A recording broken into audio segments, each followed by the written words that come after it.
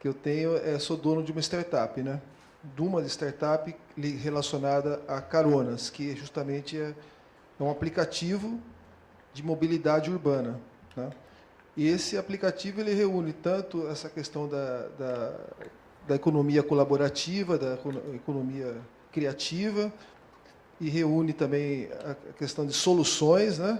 Reúne todo esse conhecimento numa coisa simples de usar, que é justamente permitir a carona, né? E dentro desse movimento, faz 1 ano e meio que a gente está desenvolvendo esse projeto. Aí, dentro da linha startup, né, que é uma das metodologias usadas para você ter o MVP, né, o mínimo produto viável, né? Então, eu estou com o produto pronto no sentido da alavancagem.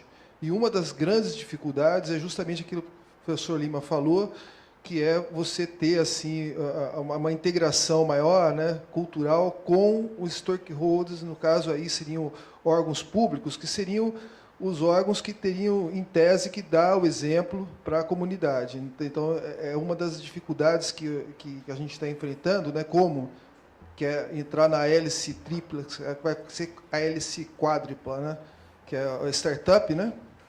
Então, eu me enxerguei muito nesse momento, né, da necessidade de ter um apoio maior institucional de órgãos públicos para acolher esse projeto e poder fazer as medições necessárias, porque ele está pronto, mas é necessário ter as medições para poder validar os resultados, né? E tem no mundo, né, no caso tem os cases nos Estados Unidos, tem aquele Carpool, né, que é um sistema de transporte que privilegia sistemas que as pessoas não andam com um carro só, vão 3 pessoas no mesmo carro. E em Santiago do Chile também tem o táxi comboio, né? Táxi bus, eu vivi 5 anos lá e usei muito. E esse aplicativo, ele reúne todas essas... Compartilha o táxi, 3, 4 pessoas, vai abrir na mão, ele para. Isso. E esse aplicativo, ele reúne todos esses, tanto, ele facilita tanto para o Carpool, né, e o táxi comboio, né? É uma coisa muito simples, mas eu estou necessitando realmente dessa alavancagem de acolhimento institucional para poder fazer as medições, o MVL, e se tornar o projeto um case de sucesso e colocar Campinas, como o professor Lima falou, como epicentro aí da inovação, que realmente o ecossistema aqui é muito... Então, a minha pergunta é isso, não sei se é a pergunta que eu fiz, né, porque eu falei para caramba. Então, é uma pergunta... Enfim, fica... Não sei, porque todos falaram complementares, eu não sei agora como que eu direciono aqui. Eu peço auxílio ao Marco para dar a opinião do universitário. Como que fala? Não, o Josué é um multiempreendedor, e eu fiquei te observando, Josué. Ele tem esse produto, né, que é interessante, que vem ao encontro da inovação ambiental, mas ele também tem um outro empreendimento chamado Rede Mercados do Futuro, e ele é jornalista de profissão. Então, não sei se vocês observaram, com o celular, ele tirou foto, digitou texto e encaminhou para os leitores. Então, enquanto estava acontecendo aqui o nosso evento, ele estava publicando coisas na rede dele. Isso aí, o Brasil precisa de gente assim, empreendedora mesmo. Marco. Josué, eu acho que eu falei isso na manhã de inovação passada. Aquilo que era uma luzinha tênue no fundo do túnel passou a ser agora um holofote. Foi a compreensão constitucional da importância dessa coisa que é irreversível, que se chama inovação tecnológica. Essa data eu ainda vou fazer algum tipo de registro, botar aqui como, né, uma medalha. 26 de fevereiro do ano passado foi promulgada a emenda constitucional número 85. O que é que fez essa emenda? Ela colocou no mesmo patamar de importância nacional que tinha já a ciência e a tecnologia, ela colocou a inovação. Então, o capítulo da Constituição brasileira, que antes era capítulo sobre ciência e tecnologia, agora é o capítulo sobre ciência, tecnologia e inovação. E há um artigo na Amprotec, que vocês podem, amprotec.com.br, vocês podem levantar, tem uma reflexão de 9 páginas da Amprotec sobre a extraordinária importância dessa emenda, agora não é mais emenda, agora foi promulgada pelo Congresso Nacional, né, a emenda da inovação tecnológica. Isso vai fazer com que agora a gente não tenha mais os empreendedores que mendigaram um pouquinho do recurso que vai para a pesquisa, olha lá o PIP da FAPESP, eles vão ter que se adaptar a ter a inovação tecnológica como algo que vai ser financiado per se. Né? Vai ter verba, vai ter que ter. Né? Deixar passar esse tsunami que está por aí, mas o Brasil é um dos mais extraordinários exemplos de fênix, né, que eu conheço. Tem uma capacidade para sair, né, das grandes dificuldades, talvez até porque era nesses momentos de dificuldade que floresce a criatividade. Não é mesmo, professor Márcio? Você sabe disso. Então, Josué, vem coisa por aí, no socorro dos empreendedores, por aí de forma institucional.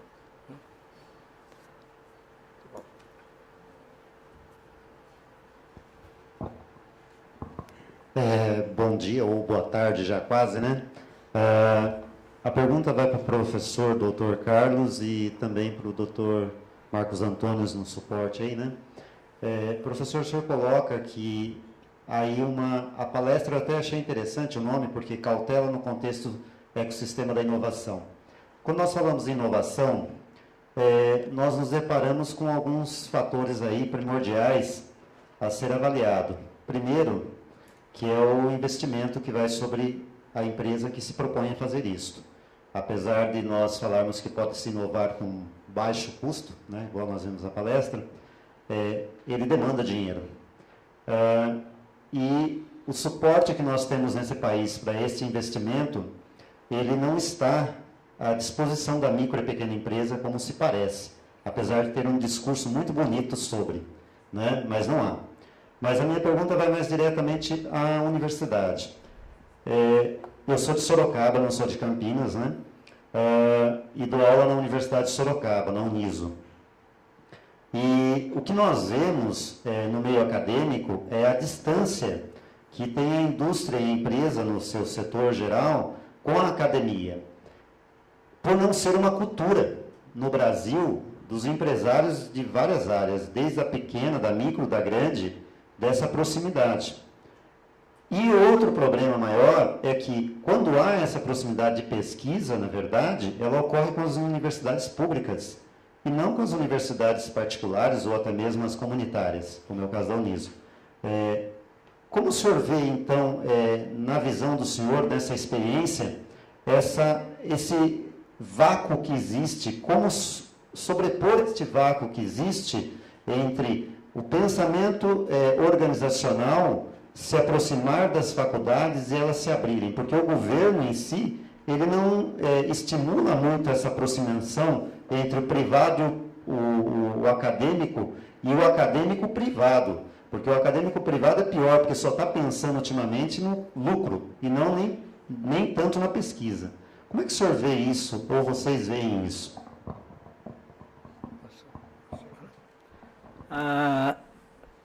Bom, eu acho que no momento que o governo, né, reconhece institucionalmente a inovação tecnológica como provavelmente aquela que vai se tornar na mais importante alavanca, né, de desenvolvimento econômico, ele vai ter que criar programas, né, para desenvolver a inovação. E a inovação é majoritariamente desenvolvida pela micro e pequena empresa, até porque, né, o governo vem gastando bastante recursos para criar e fomentar parques tecnológicos e incubadoras em todo o país. Isso esse programa PIP, por exemplo, da FAPESP, ela oferece no primeiro estágio R$200 mil para você testar se a sua ideia é viável. No segundo estágio, se você passou disso, e é sem retorno, quer dizer, como se chama, né, a fundo perdido.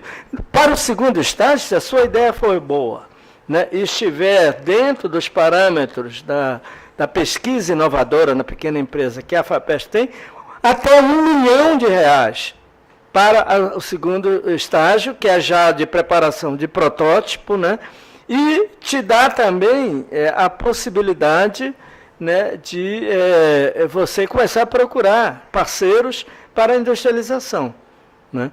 Porque, em geral, para lançar no mercado, né, e o Dr. Marcos falou de uma coisa assim, que é absolutamente fundamental. A grande e extraordinária invenção de hoje é a obsoleta amanhã. Então, tem que estar sempre antenado, sempre atento a como que está progredindo aquele ramo de coisa no qual você criou uma empresa, né, inovadora. E se valer, né, de coisas como o S do BNDES, esse S é para apoio a organizações, né, que aparecem na sociedade fora da dimensão da grande empresa, né? Hoje ele é o Banco, né, Nacional de Desenvolvimento Econômico e Social. A empregabilidade nesse país vai ter um enorme avanço com a multiplicação de pequenas empresas, né? Elas vão ter um poder de empregabilidade muito grande, apesar de ser pouco em cada empresa, né, relativamente pouco, elas são muitas, e vão ser muitas, né?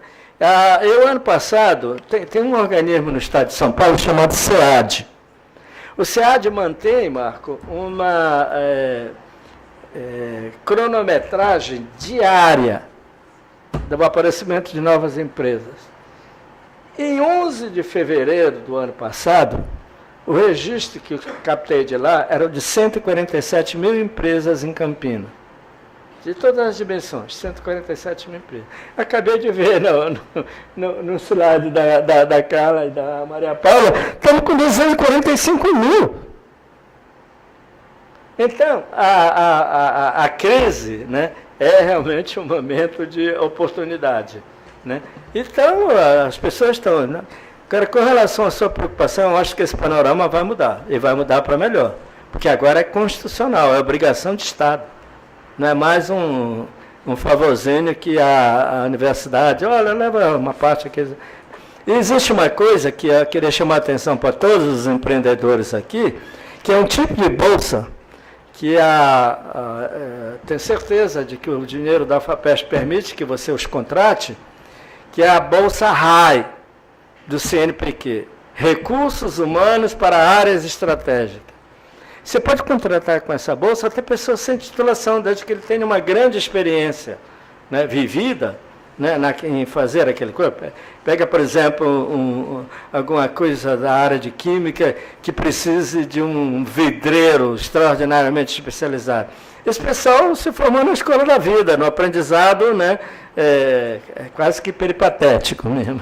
O tio que ensinou para o sobrinho, o pai que ensinou para o filho, e não tem a escola, é a escola dali da convivência diária.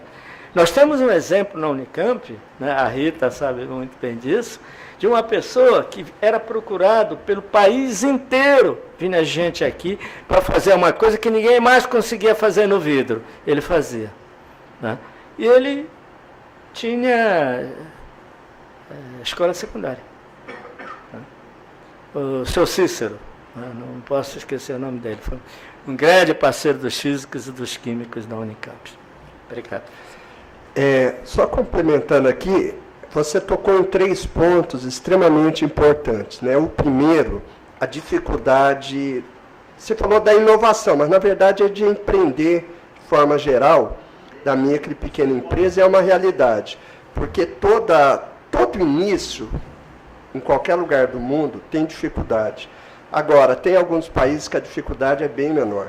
O Brasil, então, está num processo, o SEBRAE é um bom instrumento, de tornar um pouco menos difícil esse início. Um empreendedor como o Josué, por exemplo, nos Estados Unidos, ele teria muito mais portas abertas do que tem no Brasil, né? Então, esse é um dos custos Brasil importante e que, aos poucos, estamos superando. A segunda questão, você tocou, distanciamento universidade-empresa, que o professor Lima colocou, e eu entrei na universidade como pesquisador em 1982, e o hiato, a distância era muito maior. Ainda é muito grande, mas era muito maior. Então, é um processo que, gradualmente, a gente está avançando. E a academia brasileira é uma grande responsável por esse hiato.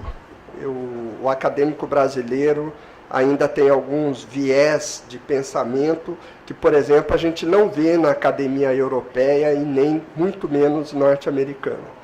Então, estamos aos poucos. Você colocou um terceiro problema, que eu considero grave também, que é a mercantilização do ensino superior privado.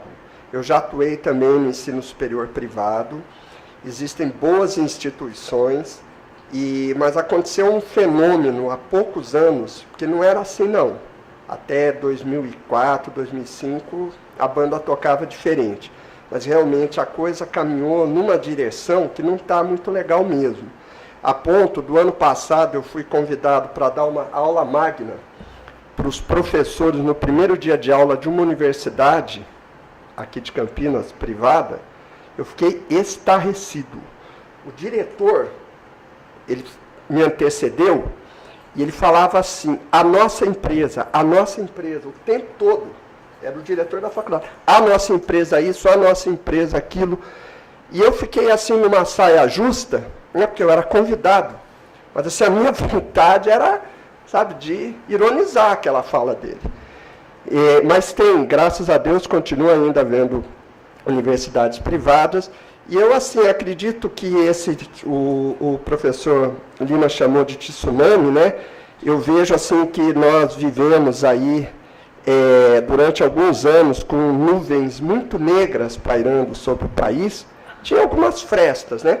Então, eu acredito que, aos poucos, a inteligência, o bom senso, a sanidade comece gradualmente a retomar, e aí, como disse o professor, né? Aí toda esse potencial latente, ele se viabilize, espero que com força ainda maior. Então, tem alguém querendo fazer uma pergunta? Sim, um minuto só.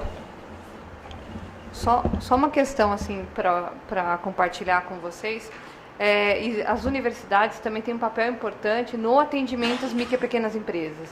Hoje, o movimento das empresas juniores é um movimento muito importante e que aproxima de uma forma muito eficiente a academia com as universidades. Então, aqui, a academia com as empresas, né? Academia, universidade e empresa. Então, eu acho que, assim, acho que toda a universidade, faculdade, toda a instituição de ensino pode trabalhar esse movimento de uma forma, né, profissional, lógico, mas é uma forma de você trazer a empresa para perto e fazer com que aqueles alunos passem também a pesquisar e a entender esse universo de pequenas, médias e grandes empresas. Por que não? Então, aqui na Unicamp, a gente tem um movimento do núcleo das empresas juniores, que são 16 empresas que participam desse núcleo, e esse núcleo é parceiro do programa Ali. Então, muitas empresas que precisam de soluções, a gente tem essa parceria com esse núcleo já estabelecido. E uma outra questão também é universidades também que estão hoje desenvolvendo projetos de empreendedorismo. A PUC Campinas aqui tem um projeto inovador que chama PUC Empreende, onde ao invés de ter aquele TCC, a monografia, né, ele começa a fazer um trabalho de uma startup, né, de como empreender. Então, esse é o trabalho dele, fazer o modelo de negócios, o plano de negócios, uma série de coisas. E isso já está dentro da PUC, isso já está dentro deles. Carla, só aproveitando que você falou, a Unicamp começou isso há mais de 20 anos atrás, com os escritórios jovens. Começaram nas engenharias, elétrica e mecânica, mas hoje está espalhado, inclusive, pela área social, né? Quer dizer, ensinar os alunos a empreender. Tem isso. Quem foi? Eu não sei. Ah, quem tinha levantado mesmo?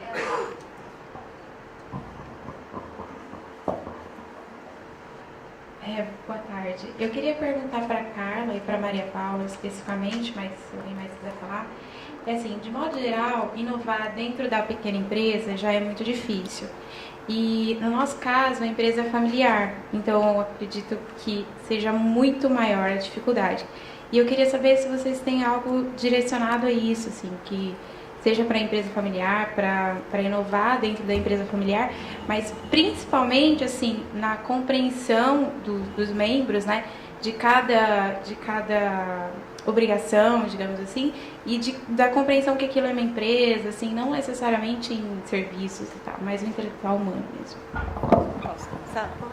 Posso agregar uma pergunta? Sim. A ela, junto com a resposta dela, explicar um pouquinho melhor como que o agente da inovação, como é que ele atua dentro da empresa, né? Só para... a gente está hoje assistindo pelo programa ARI. A gente hoje está sendo assistido pelo programa ARI, começou em janeiro, então assim, muita coisa já melhorou, né? Muita coisa mesmo, mas ainda o que pega muito essa questão de família mesmo e de cargos, né? Assim, é muito difícil. Mas, de modo geral, a empresa, a administração e alguns resultados que não dependem das pessoas em si, já melhorou bastante. Qual que é a sua empresa? Marcenaria Oliveira. Bom, 80% das empresas, elas são familiares. E a gente atende muita... Bom, não vou entrar no mérito, porque tem estudiosos que consideram a empresa familiar a partir da terceira geração, tá? Eu não estou considerando isso. A gente está falando, assim, dos empresários do nosso dia a dia, do nosso atendimento. Vai muito marido e mulher, vai muito pai e filho, tem muita briga. Eu acho que a gente devia ter uma consultoria especializada em psicologia lá também, sabe? Acho que parte do nosso trabalho, ele acaba também trabalhando com essa gestão de conflitos que acontece dentro disso. A grande saída é a questão da profissionalização. Então, a partir do momento que a empresa toma essa consciência, olha, vamos ampliar, se começa a se preparar melhor, com certeza os resultados vão aparecendo. Só que daí é necessário que todos conversem e tenham uma linguagem, pelo menos que consigam um conversar com o outro e trocar bastante coisa, o que é raro, principalmente no começo. E quando a gente fala da questão da sucessão também.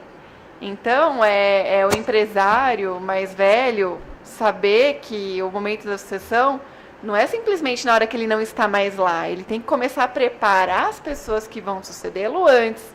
É necessário que a empresa crie um organograma, que cada um tenha o seu papel, tenha a sua função.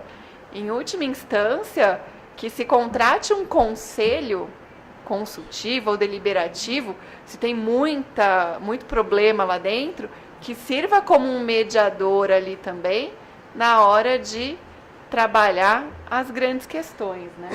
Então, tem uma série de medidas que podem ser tomadas a partir daí. Depois disso feito, a inovação acontece mais facilmente. Então, as pessoas, primeiro, elas têm que entrar em acordo, têm que falar a mesma língua, entender. Tem muito conflito geracional, porque a gente tem o baby boomer trabalhando com o X e com o Y lá, que está lá. E cada um tem uma ideia diferente de negócio, tem uma ideia diferente de gestão, quer implantar coisas diferentes. Enquanto não existe esse diálogo e não se aproveita o melhor de cada geração dentro da empresa, o conflito vai existir e as coisas não vão andar. A partir do momento que começa a se trabalhar isso, a inovação acaba sendo uma consequência de todo o processo andando bem feito, né? Claro que com a política de inovação lá dentro, implementada. Primeiro, né, agradecer a Marcenaria Oliveira por abrir as portas para a inovação, né, pela confiança no trabalho.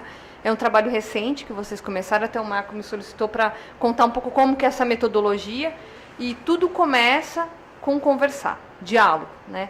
Então, aproveite o Programa Ali, porque o Programa Ali ele tem alguns momentos. O momento do diagnóstico, depois o momento da devolutiva desse diagnóstico, depois da construção de um plano de ação. E esse plano de ação não tem que ser só entre o agente Ali e você.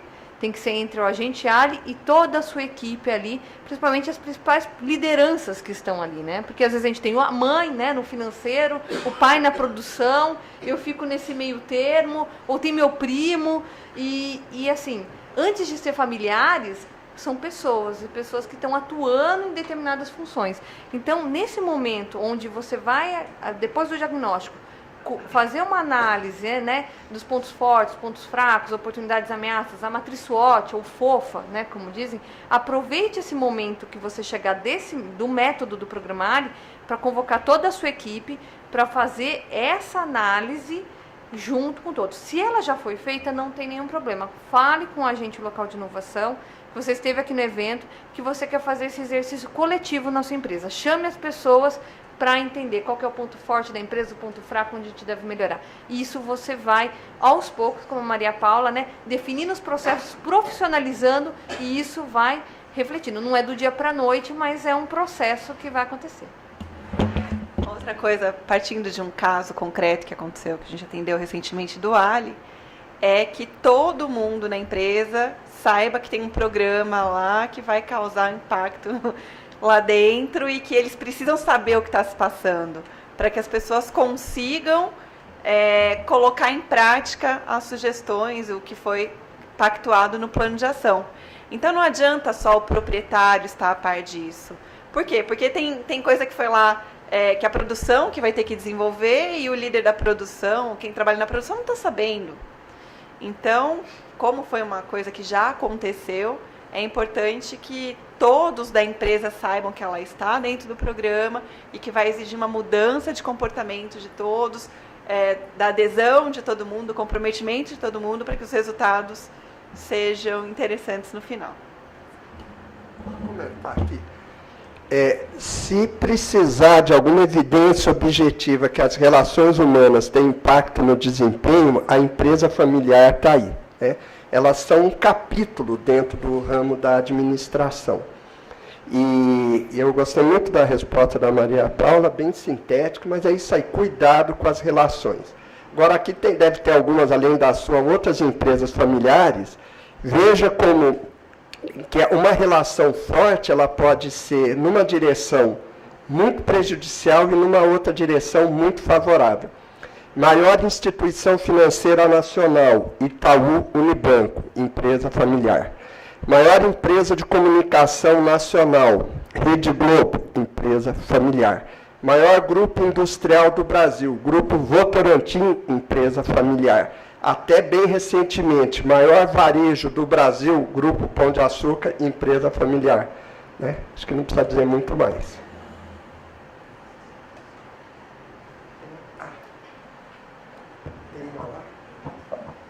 Bom dia.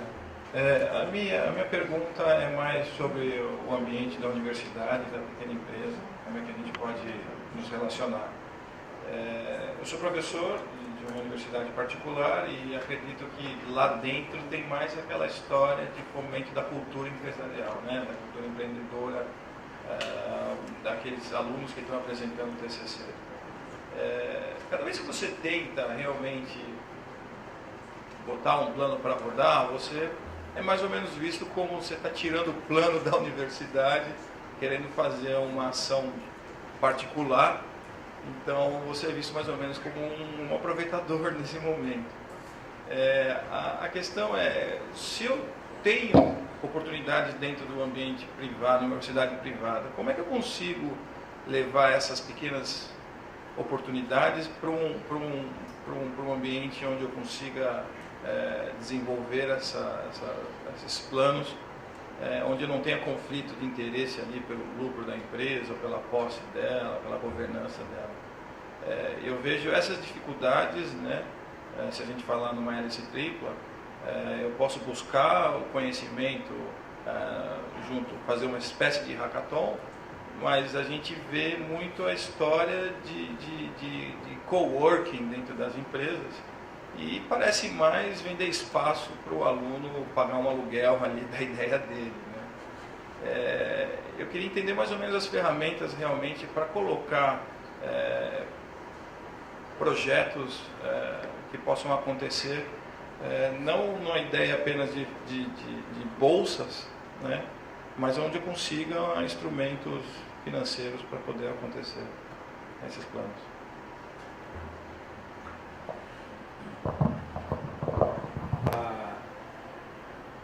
As incubadoras, empreendimentos, inovadores, tem diferentes enfoques para essa questão.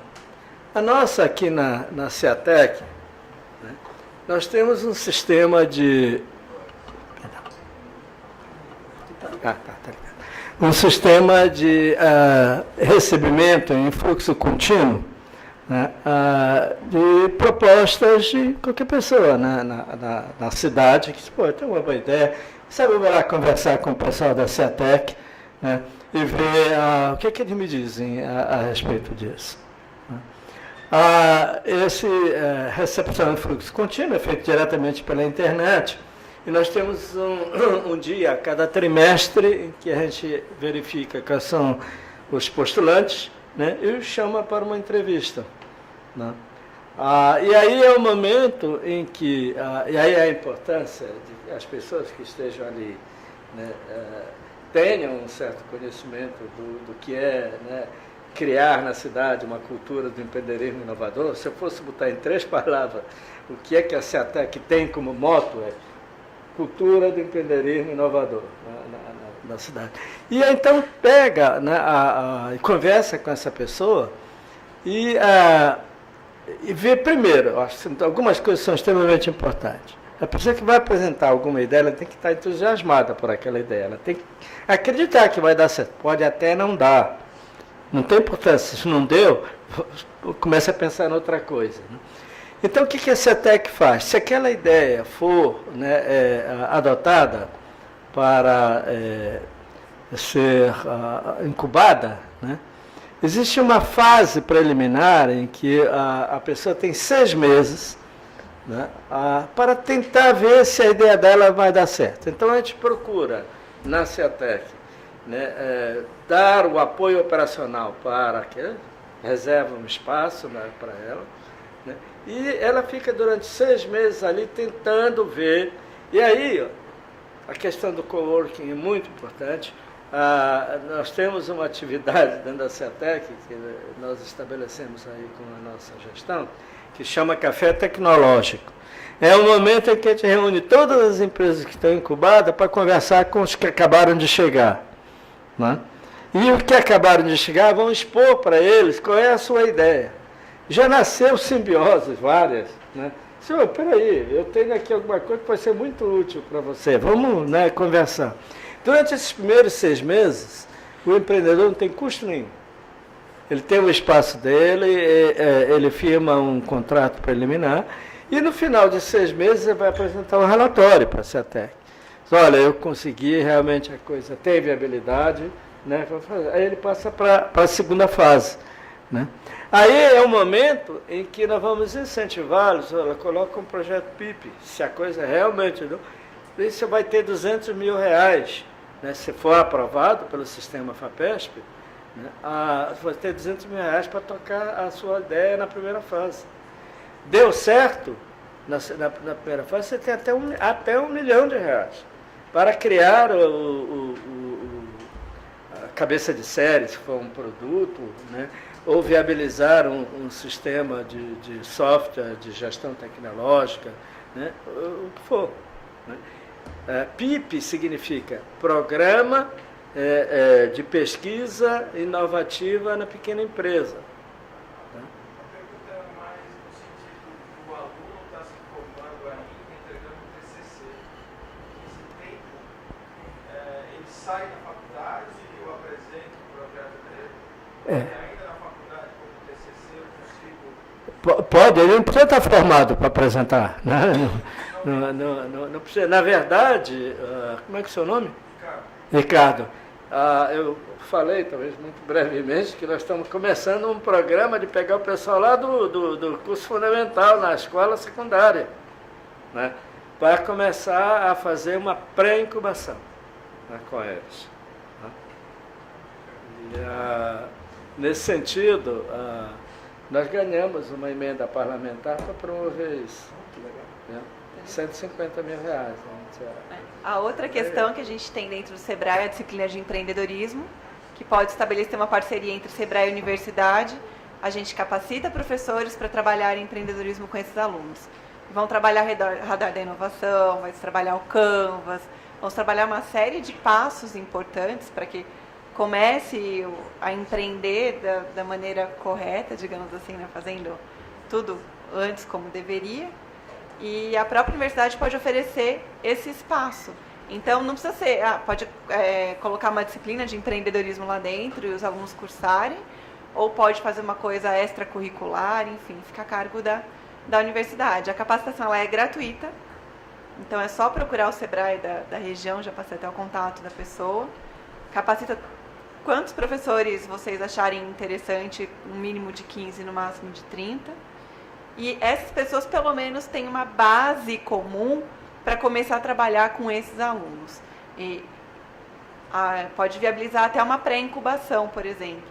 Então, os professores que participarem do projeto, eles podem se revezar uma vez por semana, eles ficam à disposição dos alunos para tirar dúvidas, um período, enfim.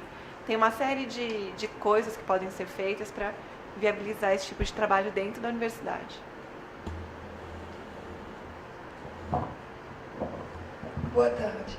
Professor Marco Antônio, eu fiquei muito feliz com a sua palestra, porque eu tenho pensado muito nesse tema, não só pelo meu gosto pela matemática, mas pelo produto que eu tenho. Meu nome é Isis, eu gerencio um estúdio de movimento e bem-estar, onde o meu produto, e também aí a minha grande dificuldade de pensar em inovação, é qualidade de vida e bem-estar, ou seja, eu tenho diversas atividades, yoga, pilates, artes marciais, entre outras, onde o meu resultado, o meu produto final, é o cliente chegar após um mês ou dois e dizer, não tenho mais dor, durmo bem, não abandono mais. Eles ficam conosco há 100 anos, fazendo a prática, repetindo, e cada vez que vem me pagar, diz, está aqui, mas a prova do resultado do trabalho. Bom, como medir isso? Como saber sobre isso? Eu penso muito, eu digo assim, inovar, colocar novas atividades, sim. Isso é o que a gente, inclusive, está conversando, sobre como fazer as pessoas compreenderem o que elas podem pelo conhecimento de si, pelo movimento e pelas respostas que a gente tem. Mas aí, como eu tenho isso enquanto resultado para dizer para as pessoas que isso acontece efetivamente? Obrigada. Mapeamento. O que? Você falou mapeamento? Eu não sei se eu entendi, mas como se, usando a linguagem de vocês, um mapeamento desse diagnóstico. Exatamente. É um desafio, né? E ontem eu li uma notícia que saiu no UOL, é um estudo de uma universidade australiana e americana, que o cérebro de quem medita é 7 anos mais jovem na média do que os demais, né?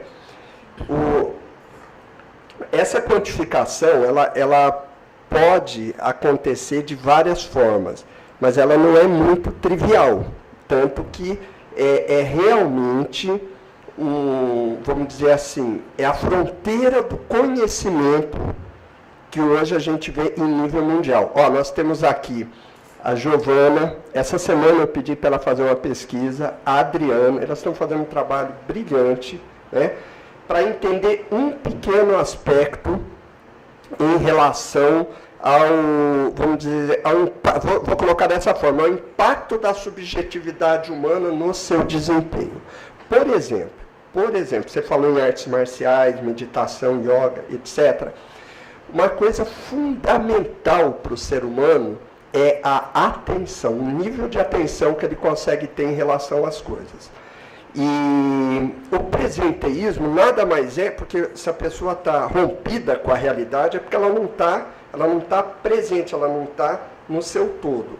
Então, tudo que contribui para resgatar, né, o seu nível interno um pouco mais sereno, que consegue colocá-lo numa condição, né, física e psicológica, em que ele consegue lidar melhor com a realidade daquele trabalho, isso com certeza tem um resultado prático, né? Um dos aspectos que a gente ainda não está explorando, mas assim eu tenho convicção absoluta, é acidente de trabalho, né? Então, assim, eu vou colocar aqui uma questão para todos, né? Seguinte, saúde mental. Nós, sociedade mundial, vivemos uma epidemia de transtornos mentais. A Daniela é da área. Eu tenho um estudo publicado em 2013, dando conta de que foi feito em 20 capitais mundiais, aqui do Brasil, São Paulo, que 30% da população sofre de algum tipo de transtorno mental. 30%. Se isso não for uma epidemia, né? E sendo 10% transtornos mentais graves. E transtorno mental inclui alcoolismo, uso de droga, insônia, ansiedade, depressão, síndrome do pânico, etc, etc, etc. Né? E aí, a gente juntou tudo isso, eu fui para Brasília. E eu percorri os ministérios do Trabalho, da Saúde e da Previdência Social. O pessoal, assim, abriu porta, estendeu o tapete. Por quê? Porque todos reconhecem isso como um grave problema e que ninguém está olhando. Ninguém está olhando. Estou dizendo isso, assim, com conhecimento de causa. Eu fui levado para a Comitê Tripartite de Saúde e Segurança no Trabalho. Assim, me convidaram para mundos e fundos, fazer coisas muito grandes em nível nacional, ligado a essa situação, que é gravíssima. Eu fui convidado, eu participei do Encontro Nacional da Rede de... eu não lembro a sigla agora, mas é de saúde do trabalhador no Brasil inteiro. Eu falei lá no Brasil inteiro, 2 cidades somente, uma Goiânia, tinha qualquer tipo de ação de saúde do trabalhador ligado com a questão da saúde mental. Então, assim, nós temos um grave problema e nós temos um problema que ninguém está olhando para ele, né? Aquilo que eu falei, é fácil identificar diabetes, é fácil identificar doença ortomuscular, né? Mas essas outras, elas trazem prejuízos gravíssimos para a pessoa, para a família, para a empresa, para a sociedade. Então, quando eu digo que é a realização de um sonho, isso que está acontecendo com a Integrare, é nessa linha de poder quantificar essas coisas. Então, existem alguns indicadores que podem ser utilizados. Voltando agora especificamente à sua pergunta, me desculpe aí, eu generalizei um pouco, né? Mas voltando à sua pergunta. Então, nós estamos convencidos que o presenteísmo, ele é o indicador. Porque assim, é uma coisa que nós falamos. O corpo humano é um exemplo que eu uso, assim, a nossa equipe usa, né? O corpo humano, ele tem processos extremamente complexos acontecendo. Mas para eu identificar o que está acontecendo, eu preciso ter indicador. Então eu coloco um termômetro e verifico a temperatura. A temperatura, ele é um indicador de alguma coisa, de alguns fenômenos muito complexos. E esse indicador, o melhor para mim nesse momento, é o presenteísmo. Ele vai, né, ele traz com ele uma gama muito grande de problemas. Ele é o sintoma do problema, não é o problema, ele é o sintoma do problema, né? A Adriana com a Giovana, elas fizeram um mapa, a gente chama mapa sistêmico, de fatores. A hora que colocou assim na tela, primeira vez, fatores internos, falei, gente, tira 90% dos fatores, porque é uma coisa tão complicada, um negócio no outro, no outro, no outro, no outro, no outro. Então, a medida é o presenteísmo. Como se mede isso? Tem algumas formas que está sendo feito, tá? E o dia 19 de maio, a próxima Manhã da Inovação, o tema é exatamente mensuração e simulação dos impactos do capital humano. Então, a gente vai traduzindo esses fenômenos que são de altíssima complexidade em alguns elementos que sejam mais facilmente digeríveis pela empresa. Por exemplo, a Adileia estava comigo numa grande empresa, né? Eu perguntei assim, para engenheiro de produção, hein? Perguntei assim, existe algum problema de saúde mental aqui? De jeito nenhum. Não existe não. Ela falando, estou reproduzindo a fala dela. A única coisa é que nós tivemos algumas pessoas afastadas por 2 anos. Sabe como daqueles remédios de tarja preta? Assim, não tinha problema de saúde mental nenhum. Né? Tirando isso, não tinha mais nenhum. Tá? Então, para a gente ter uma ideia do nível, né, de desconhecimento. E um outro, esse a gente ainda não enfrentou, um outro indicador que eu acho que é a segurança no trabalho. Né? Porque tudo aquilo que afeta a condição da mente humana, com certeza, a cadeia de relações é essa, né? Que eu vejo. Ela vai afetar ou o interesse pela vida, ou então o seu nível de atenção. E ambos provocam acidente. E acidente é um grave problema. Mas é como sempre, né? A gente ainda peca sempre em tratar as coisas de uma maneira superficial, só sintomática, só sintoma, né? A gente trata sintoma. Então, assim, tem acidente do trabalho, aumenta a campanha, que é ótimo, aumenta processos, mecanismos de prevenção do acidente, que é ótimo também, mas a causa raiz não está sendo atacada. Então, pode falar. Mas nessa linha, caberia, por exemplo, jogar uma ideia no ar, no dia 19, experienciar ou colocar como uma inovação, não no formato tradicional de, eu posso usar a palavra, de interação, mas usar uma ferramenta justamente diferente, usando, por exemplo, o próprio corpo, que fala, ao invés de uma exposição falada. Caberia, nesse momento, já fazer alguma experiência para desconstruir esse modus pensante, para justamente começar a criar novos seres pensantes? Dá para entender a pergunta? Acho que sim. Mas o que acontece é o seguinte, as empresas, essa é uma experiência que eu tenho, se a gente tivesse assim, em privado, eu diria assim, as empresas são muito caretas. Assim, em público eu falo, elas são muito conservadoras, né? E tem até uma razão para isso, mas não importa agora aqui. Então, o caminho da penetração, eu vejo que é através daqueles elementos que elas conseguem enxergar. Essa é uma abordagem que eu tenho usado. E a partir daquilo que ela consegue enxergar, aí você vai trazendo ela para vamos dizer, uma consciência de outros fatores. E pode ter certeza, não é fácil. Não é uma coisa fácil. Agora, o dia 19 é uma apresentação desses métodos, modelos matemáticos, abordagens que será feito. Não vai ter nenhum tipo, aqui é. Tá? Vamos lá, então, para a última pergunta. A gente extrapolou hoje o tempo. Extrapolamos bastante, né, Adriana? Boa tarde. Meu nome é Denis, eu sou profissional de inteligência competitiva.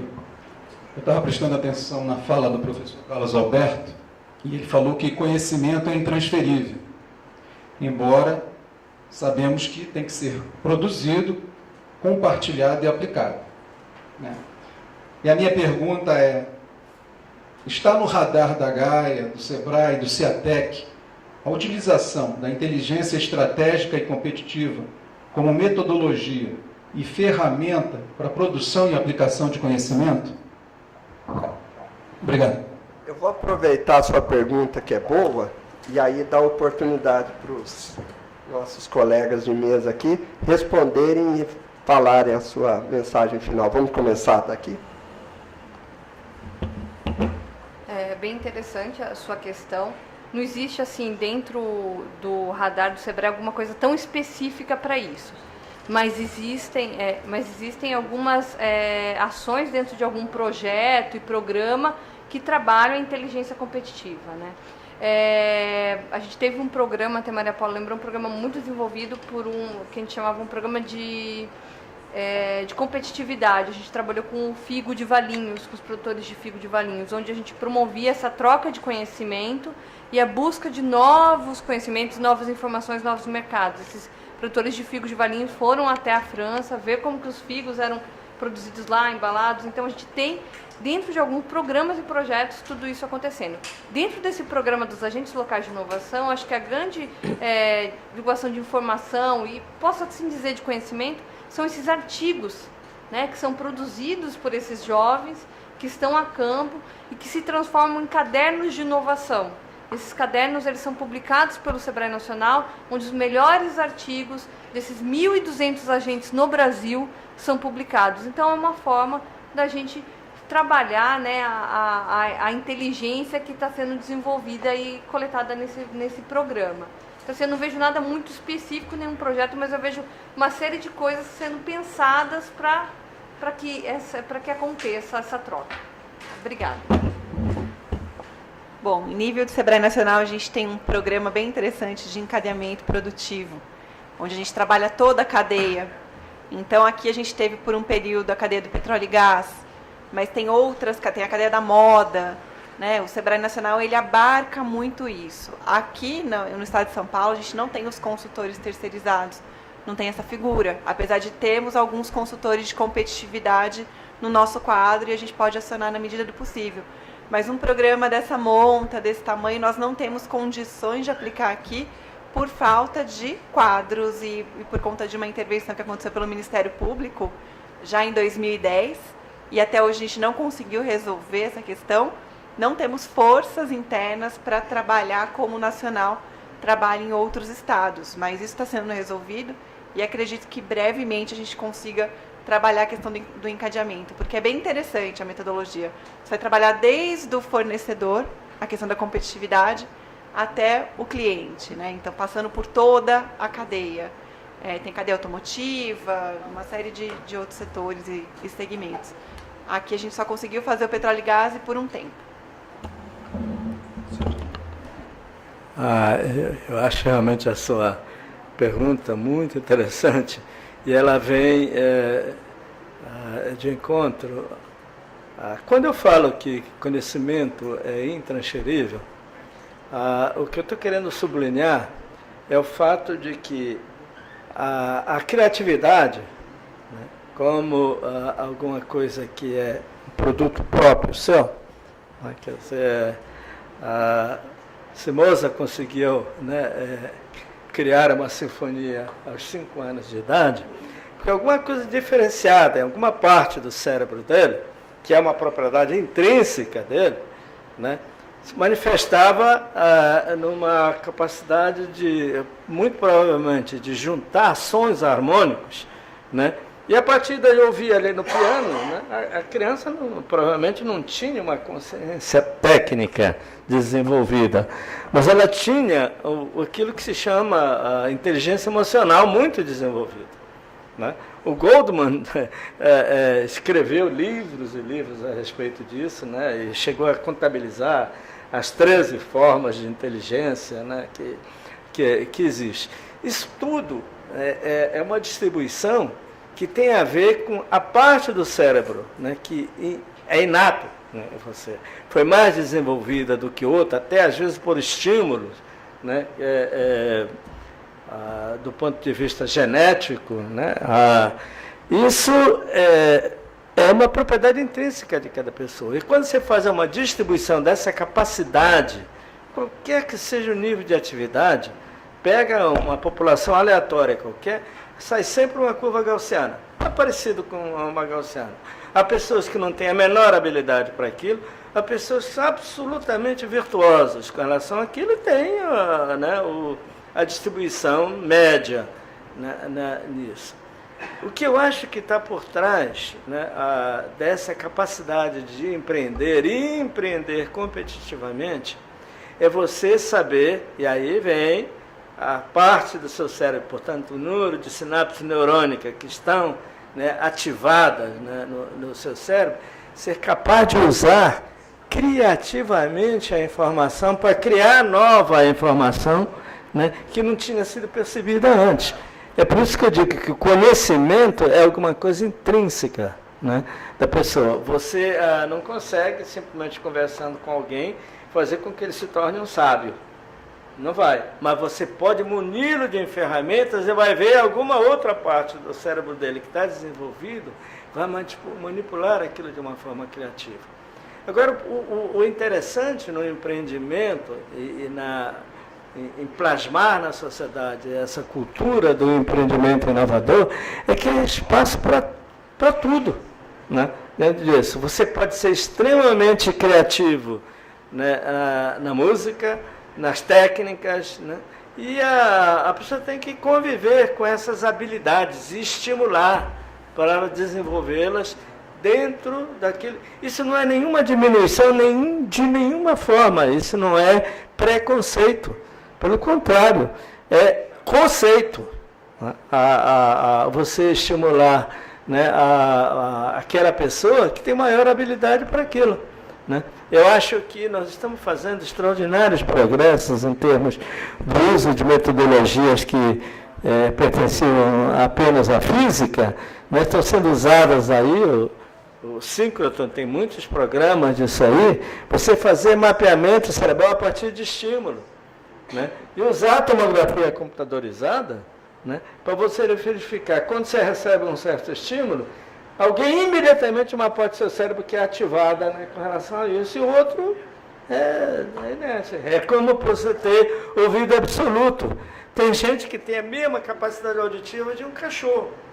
O cachorro tem uma percepção de sons, né, fora do nosso espectro, né, de audiência.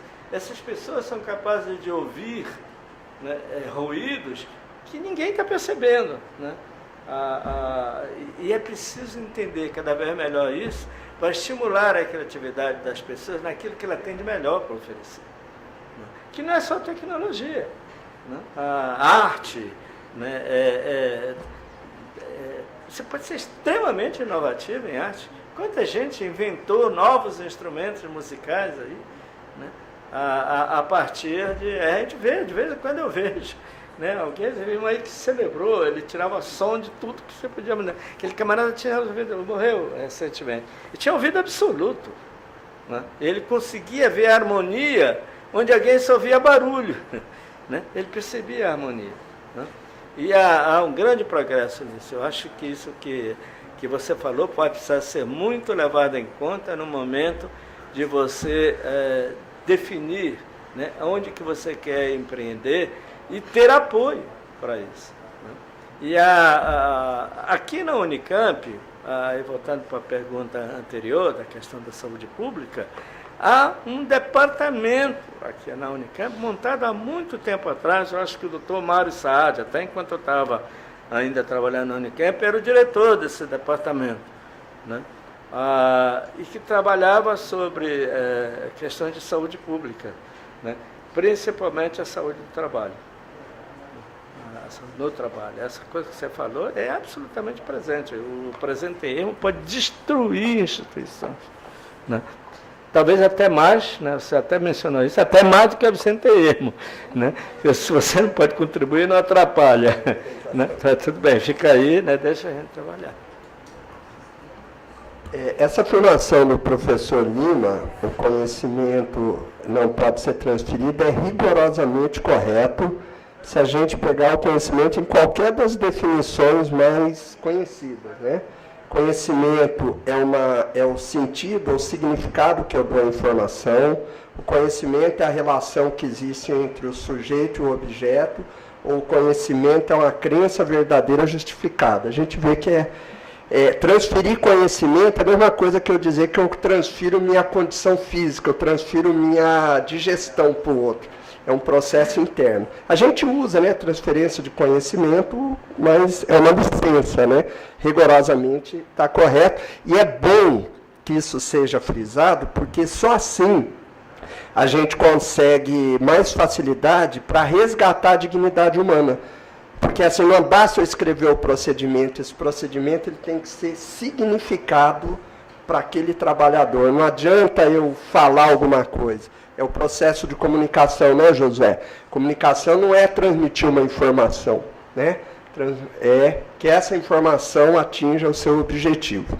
Em relação à sua pergunta, sim, a gente usa inteligência de mercado, inteligência competitiva em praticamente tudo, pelo seguinte, é uma prática nossa trabalhar em rede. Então, a gente está sempre mapeando os players. No caso específico desse projeto, né, de dinamização de ecossistemas de micro e pequena empresa, o Newton capitaneia isso. Ele mapeia os players de interesse para essa ação.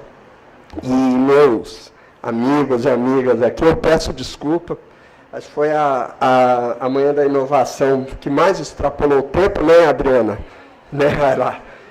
Ela vai me cobrar hora extra, e mais justificada aí pela presença tão boa aí de todos aqui, né? Não só os 3 que estão à mesa, mas todos vocês, a quem eu agradeço e reforço o convite para que no dia 19, então, a gente retorne para avançar, inclusive chegar, né, nessas questões de natureza mais quantitativa, como que a gente pode efetivamente quantificar esses fenômenos.